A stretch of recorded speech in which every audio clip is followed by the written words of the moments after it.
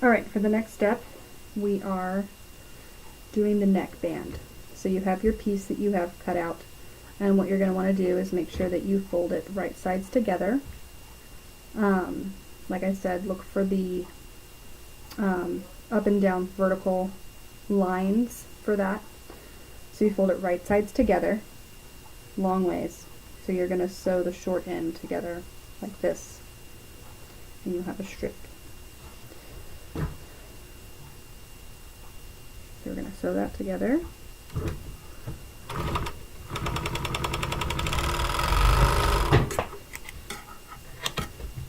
And then you have your neckband. And what we're going to do now is attach the neckband. So you have it, turn it right side out like this, and then take where your seam is, fold over one part of this, fold the seam so that it folds against the inside, and then you're going to fold it into a cuff like this.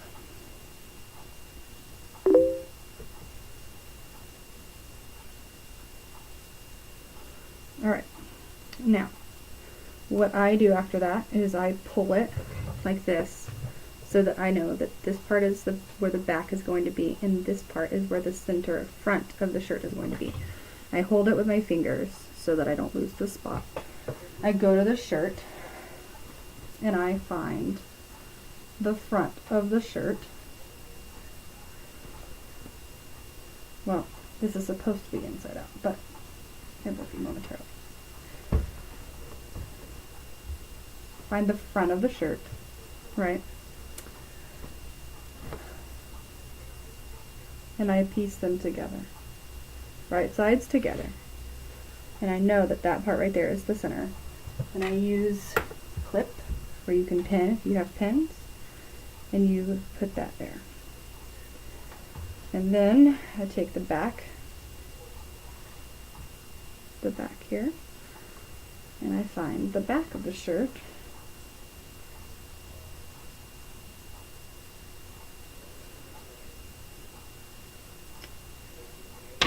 And you can pin around if that makes you feel more comfortable. It's that way you know you're stretching it the same across the entire neck, because you have to stretch the band to match the opening for the neck.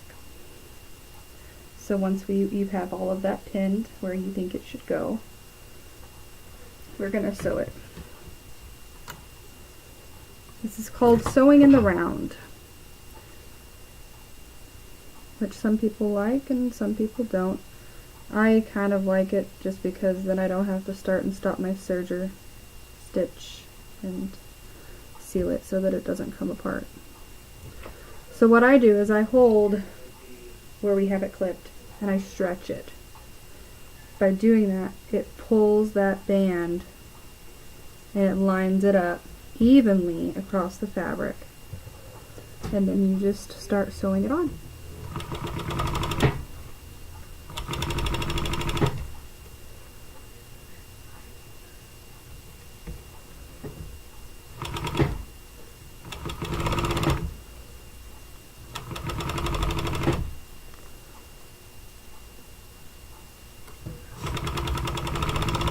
When you get to that point, if you're serging, definitely take your pin out. Serger knives like to break if they hit pins. And I've had multiple sewing machine needles break by sewing over pins, so I always just take it out.